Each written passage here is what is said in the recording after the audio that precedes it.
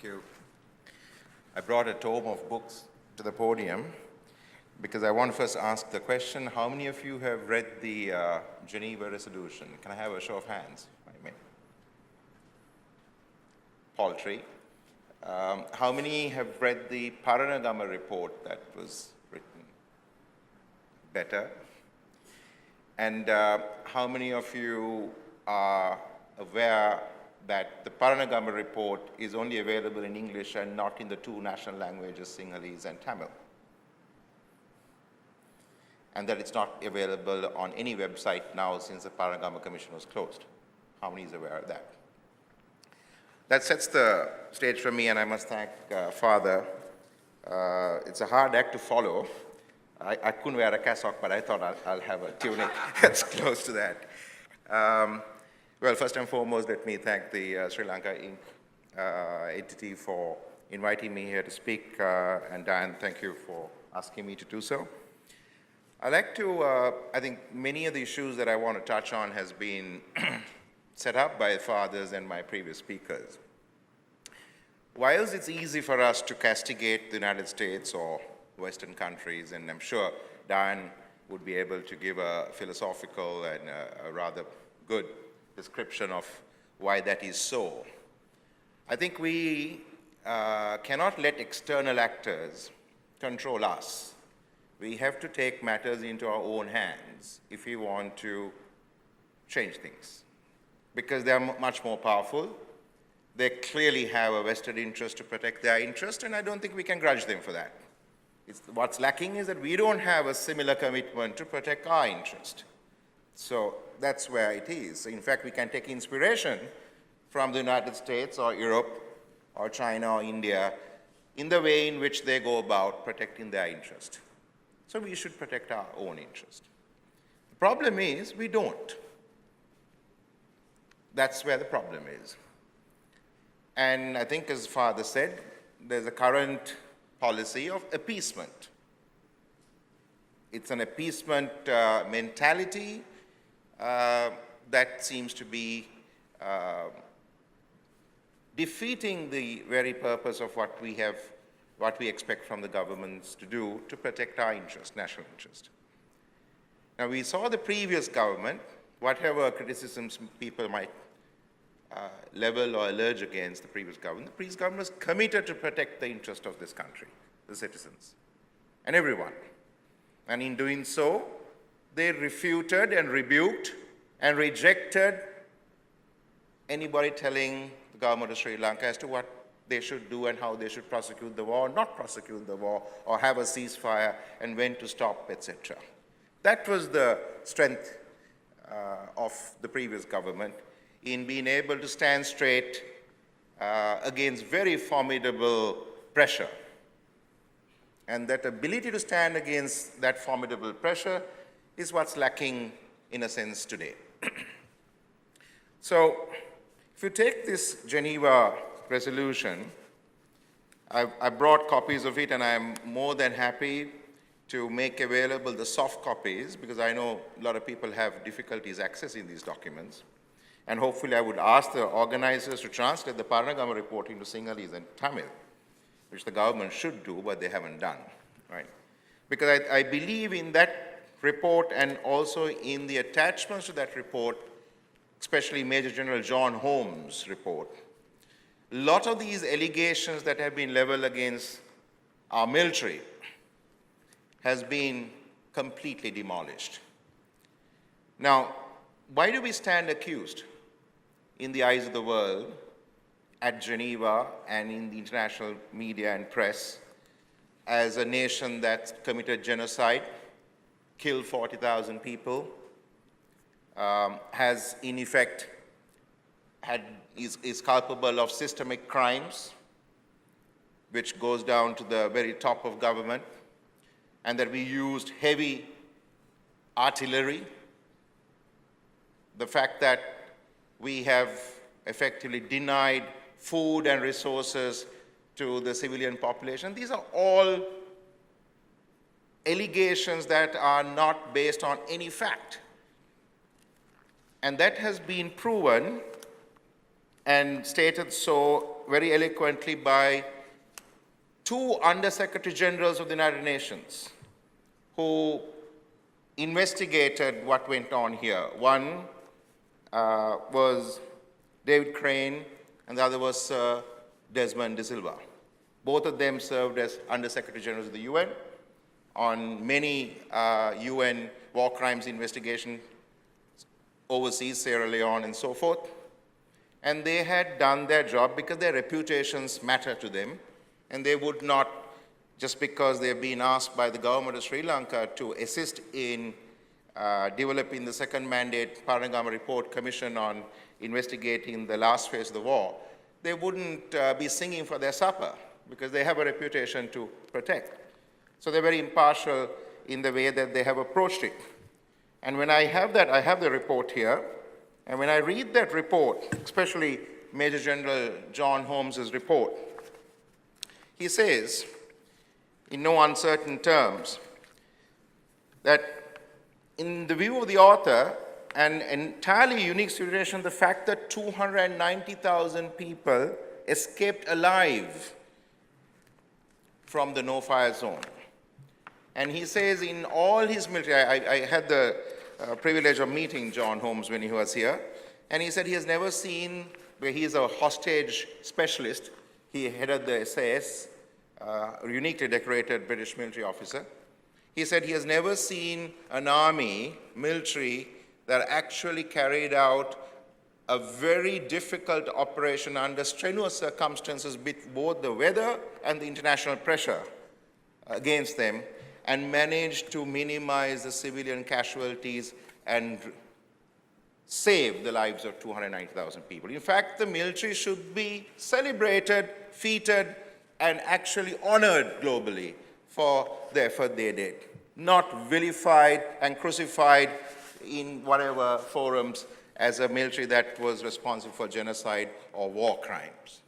In fact, the war crimes, according to many of these eminent international experts, was more or less committed by the LTTE. And they say Adli Balasingham, a woman who hung a cyanide capsule and encouraged children to become child soldiers, that's a war crime. So the government of Sri Lanka can ask for the extradition of Adli Balasingham to be tried here in this country for committing war crimes. Those in the diaspora, if you want to use that word, I don't like the use of that word because that has a different connotation. And that sort of plays into the mindset of the Jewish community, of a community that is being prosecuted.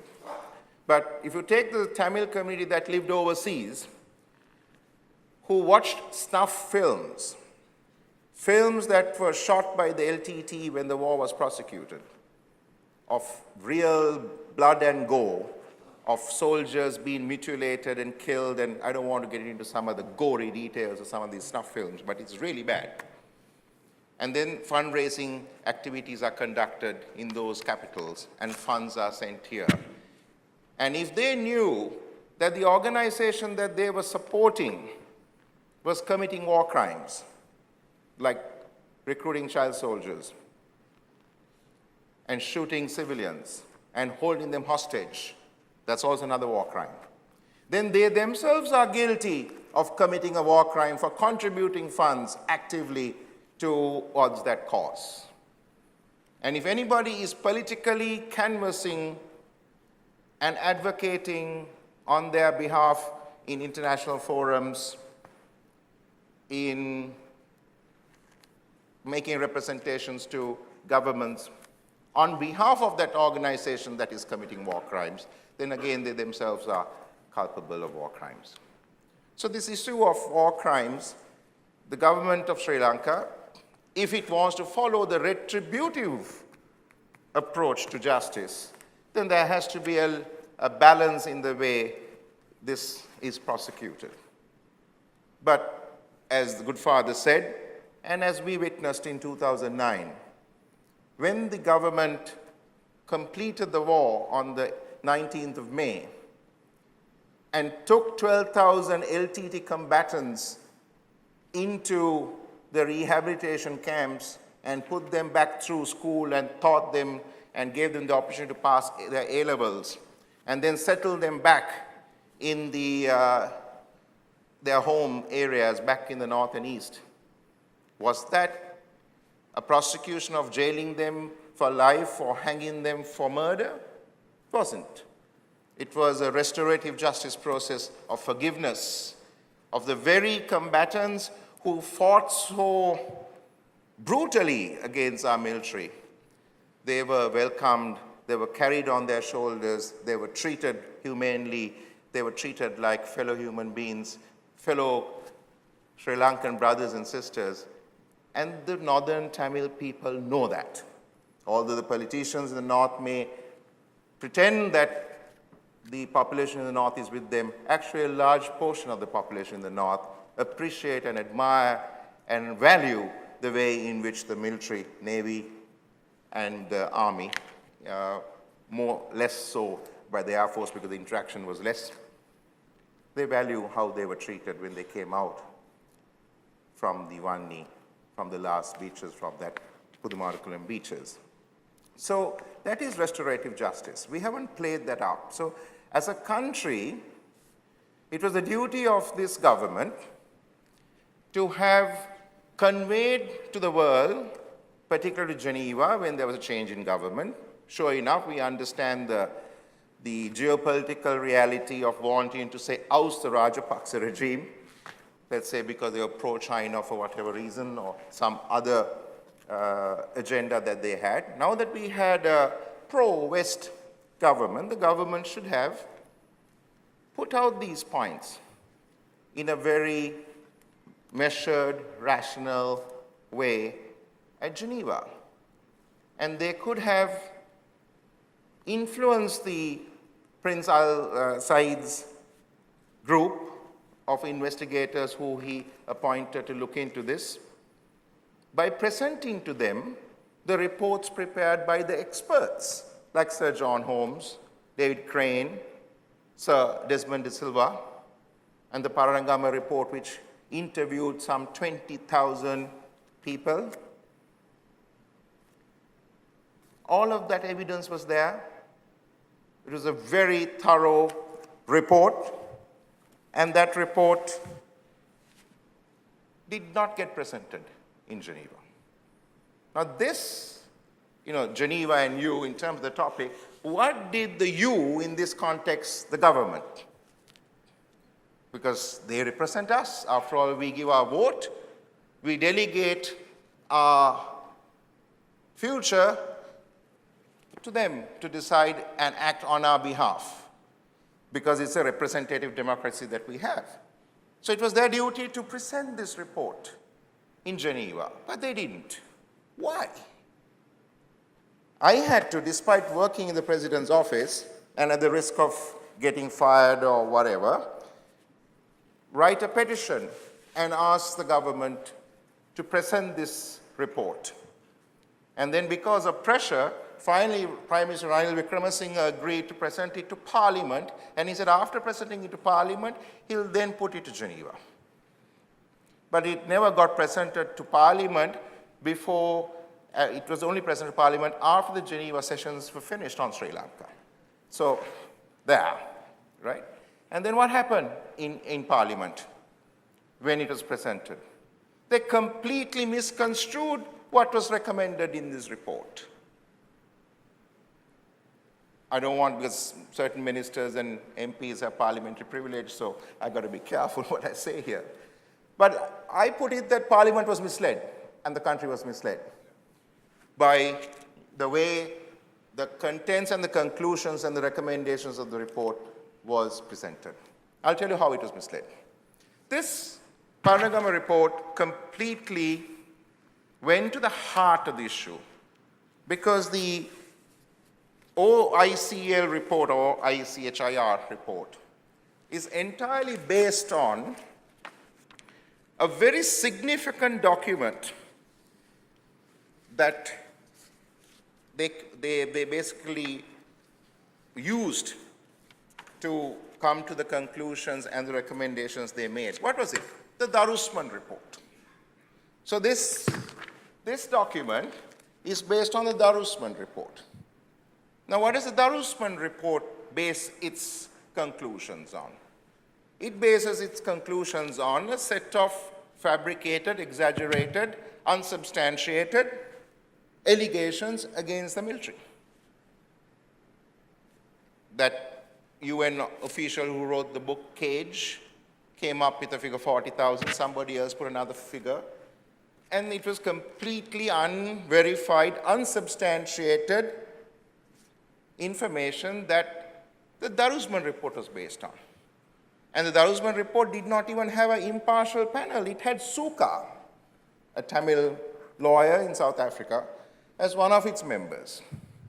And Yasmin Suka was subsequently championing a justice campaign after the war was over with funding from the EU and George Soros's foundation. I don't think either George Soros's foundation or the EU quite knew exactly what the agenda of this particular Suka's organization was doing, because I know these people fund many things without really getting into the details, because not everybody has an agenda, although some of the monies that get funded for NGOs does have an agenda. Fact is that she became the advocate that went on to show pictures of Tamil civilians who usually hang themselves for veil period with hooks in Kataragama and so forth, and looked at those wounds and showed those wounds to be torture that was being carried out by the current government after 2016, 15, right? I mean, that there was torture being carried out in military camps, in the naval camp, by the current government. Let's forget the previous government, right? I mean, anybody who knows how to look at forensic information will know what it was, and obviously, and there was a number of people who were actually mutilated under anesthesia in London in order to claim refugee status and citizenship in those countries, and there is a lot of intelligence information that was shared, and people know about those sort of things that took place. So all of that was refuted in the Paranagama report, particularly by the international experts, the independent international experts. So therefore, it was the right, it was the duty of our government to present this in Geneva. But it didn't happen. Why? I think more than the international conspiracy, Father, it is a personal, political vendetta that has really caused this.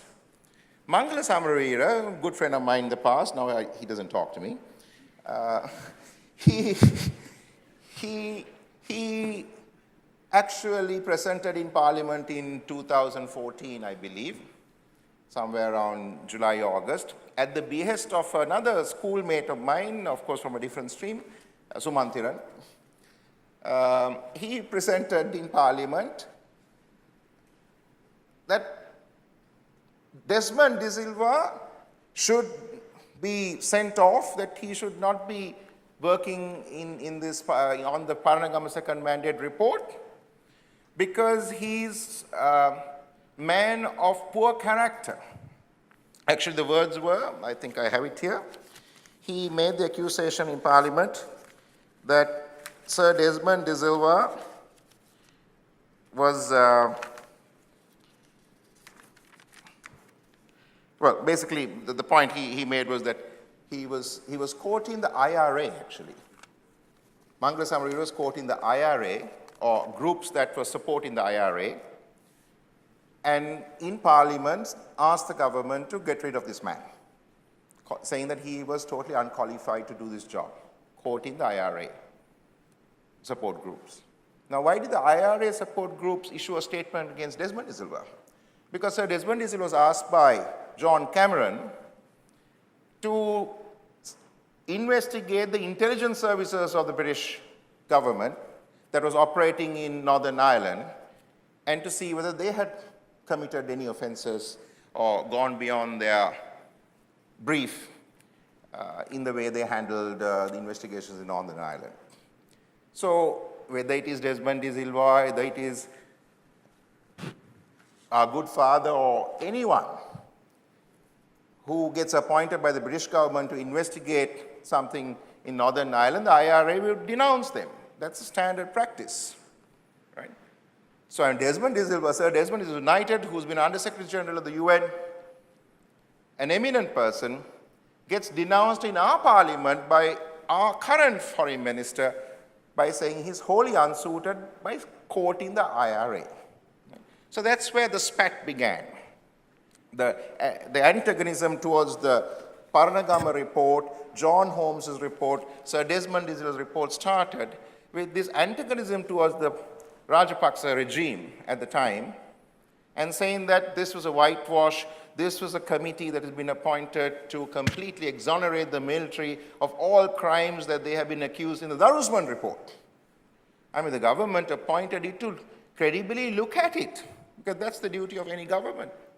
No military commander cannot look into allegations that are being made. It's their duty to do so. That's what they did. And they were following up on the LLRC report. What happened? Government changed. Then they put a petition in Parliament led by Sumanthiran and some of the NGOs, I think Pakke Sothi Sauramuthu and a whole lot, basically calling for asking President Sirisena to remove Desmond de Silva and to shut down the Paranagama report, commission work.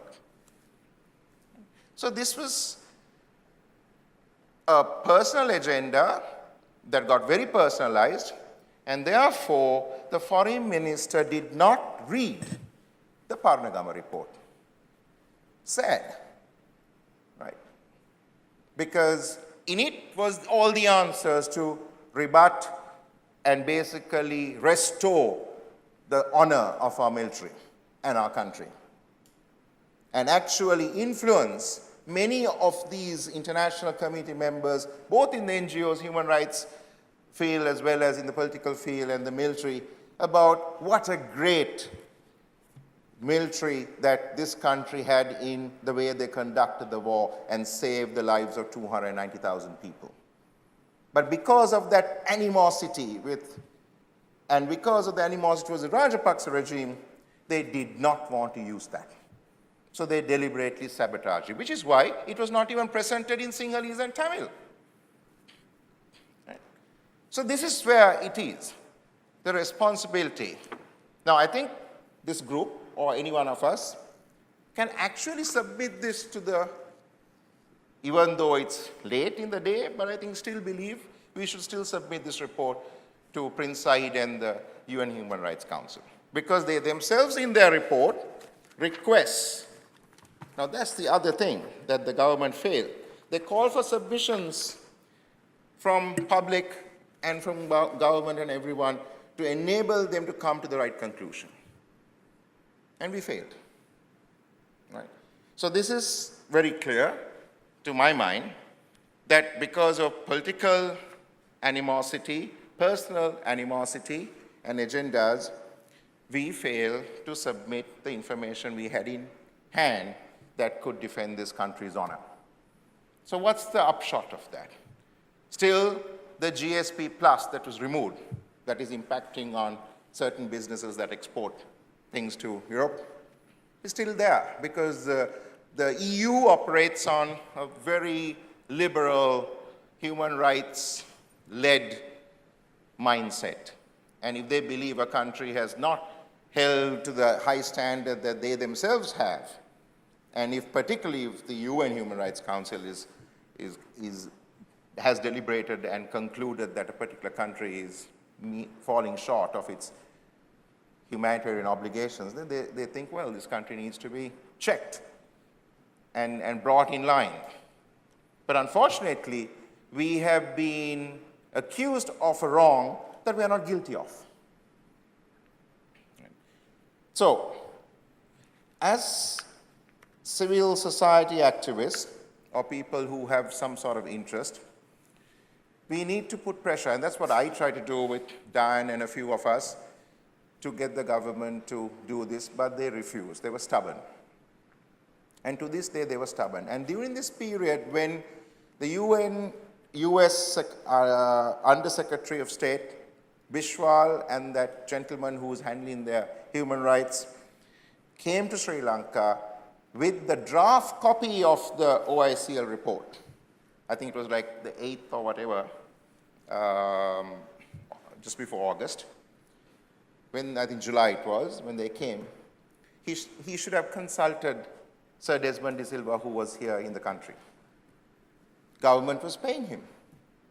So here we have experts that we pay to give us advice. We don't use them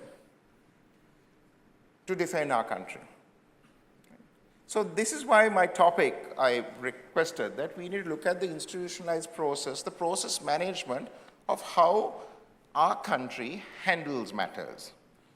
We have to have a system that is transparent and accountable to the people and takes into consideration all facts and available material to them to defend. Sitting officers in the military can't come and talk like this, like I do. I am working in the government, but certainly I will not get court-martialed, right? But they don't have that privilege, so they can't talk. And there's suppression, there is fear psychosis. Oh, he is a chauvinist. Oh, he is a racist. Oh, he is this. Labeling. I think you know some of these people are experts at labeling people, right? And then that sort of puts you into a bit of a corner. Oh, you don't want to be labeled. Oh, he's a Rajapaksa man. Or he's this, he's that. And so people just sip up. But who is a racist today? Who is promoting sectarianism in a big way in this country? Who is trying to tinker with our constitution to change the nature of the constitution to make this country ethnocentric? Is it the former government or any other previous government or the military or anyone? No. It's a certain group in this government, mostly NGO, funnily enough, because once the Paranagama Commission was shut down, Office of the Missing Persons was set up. And look at some of the people who are involved and what's the agenda that is being pushed, Constitutional Reform Council, and who is drafting it, right? So we have a issue that I think people are too quiet, are not articulating their views, afraid of being labeled, and I think we need to get out of our comfort zone because none of us are politically aligned to anybody, but we love our country, so we're aligned to our country. This is our country. Where else do we go? So in that context, because time is running out, I like to say that we have to call for these things to be tabled in Geneva. We have to call for the Foreign Ministry and the government and the President's office and the Prime Minister's office to have a transparent process in which people who have information that they can submit can do so, and that they would know exactly how the process works, because Dr. Kohana knows, working in the ministry when he was there. I mean, there are institutionalized mechanisms to have interministerial committees and ways in which you bring civil society. I myself headed up an institution called the National Council for Economic Development, where we brought civil society members, chamber members, and so forth to come and contribute, and minutes were circulated, and it was transparent. And the lack of that, and just a cabal, a kitchen cabal, working behind the scenes without showing their hand, is the problem that we are facing, because we do not know what's going to happen. And if you think about it, Paranagama Commission says purely domestic mechanism, using the high courts, using the Attorney General's Department, and using a truth and reconciliation process, which is a restorative justice process. Yet, what might be coming, which we suspect, is a change in the Constitution to allow foreign judges to be brought in and so forth. So we do not know. I can't opine on it until we really see the draft. And in parting, and finally, I'd like to say that we do not need to, having endured 30 years of terrorism based on ethnic identity politics, where somebody fanned the flames of identity politics in this country quite vigorously, that we need to now look at a solution that is also based on identity politics. Look at India. Pakistan was separated and created on sectarian lines as a Muslim state. India was supposedly secular, but largely Hindu. Has that brought about amity and reconciliation and total peace in the northern part of the Indian subcontinent? No. Two armies on their borders, nuclear missiles pointing at each other. Is that the future that we want in our country? I mean, we are lucky that we're born in an island. We only have the ocean around it. And therefore, if the government is contemplating any sort of administrative borders, it ought to be done on scientific principles, which is watershed. Because climate change is upon us, and we need to look at administrative districts and boundaries based on our rivers and the way our forest watersheds are structured. And that's the way in which we got to look at it. And certainly, we have got to move away from political delimitation process that is entirely fixed on caste, creed, race basis. Thank you.